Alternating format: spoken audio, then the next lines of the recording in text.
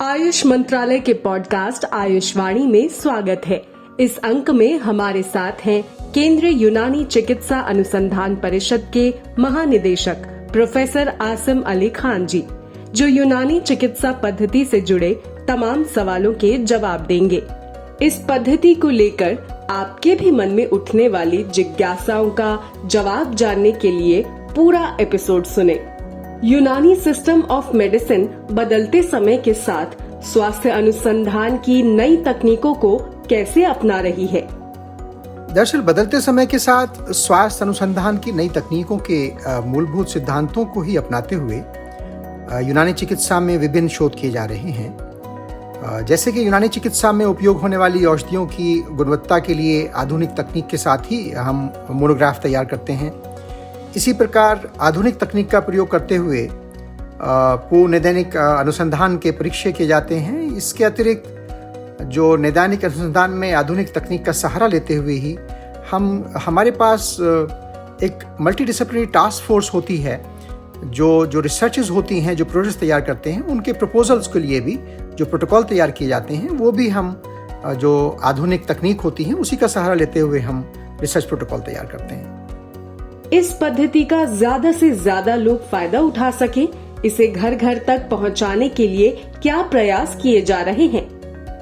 इसके लिए भारत सरकार आयुष मंत्रालय बहुत सारे काम कर रही है और उसके अधीन जितने सारे इंस्टीट्यूशंस हैं, नेशनल इंस्टीट्यूशंस हों या सेंट्रल काउंसिल्स हों, वो सब ये बहुत सारा काम कर रही हैं। और एक अच्छी बात ये है कि अब आयुष में पहले अलग अलग जैसे बात करते थे, अब हम इंट्रा आयुष भी एक दूसरे के साथ बहुत अच्छे से डायलॉग करते हैं और एक दूसरे को जानने की कोशिश करते हैं और एक दूसरे को सपोर्ट करते हुए, ऑब्लाइज करते हुए हम आगे बढ़ते हैं।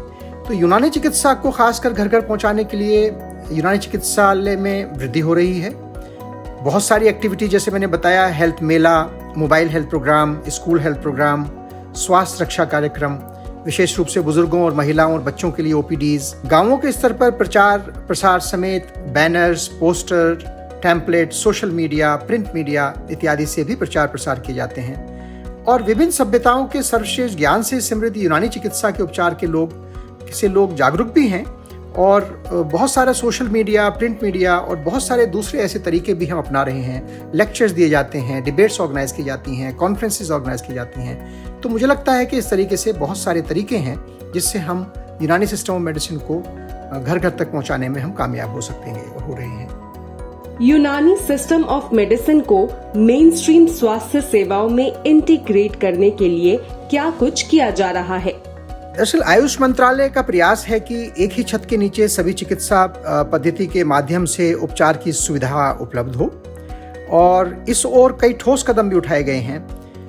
दिल्ली के एलोपैथिक अस्पताल में आयुष केंद्रों के संयोजना की योजना के तहत स्वास्थ्य सेवाओं का विस्तार, जैसे RML हॉस्पिटल, राममनोहर हॉस्पिटल एक टर्शियरी केयर हॉस्पिटल है दिल्ली में, दीनदयाल उपाध्याय हॉस्पिटल, सफदरजंग अस्पताल, इनमें कई यूनानी चिकित्सा केंद्र स्थापित किए गए हैं। इसके अलावा हमारा एक और इम्पॉर्टेंट जो कदम है उसमें ये भी है कि भारत सरकार का, कि आयुष मंत्रालय का, कि हम जहाँ एलोपैथिक कंटेम्प्रेरी साइंसेस के साथ हम एक छत के नीचे आपस में बात करते हैं, हम इंट्रा आयुष भी एक दूसरे के साथ हम एक दूसरे की पद्धतियों को जानने के लिए और उससे लोगों को कैसे फ़ायदा पहुंच सकता है उसके लिए भी हम काफ़ी काम कर रहे हैं। उसके लिए जैसे एक बहुत अच्छी एग्जाम्पल है, राष्ट्रपति भवन में एक Ayush health and wellness centre है जिसके अंदर आपने देखा होगा कि सारे साइंसेस, जिसमें यूनानी, आयुर्वेदा, सिद्धा, होम्योपैथी, योगा, ये सब एक ही छत के नीचे काम करते हैं। इसी तरह से ऑल इंस्टीट्यूट आयुर्वेदा के अंदर एक छत के नीचे बहुत सारे एक सेक्शन बना हुआ है, वहाँ पर वो काम करते हैं। तो इस तरह के जरिए से हमें लगता है कि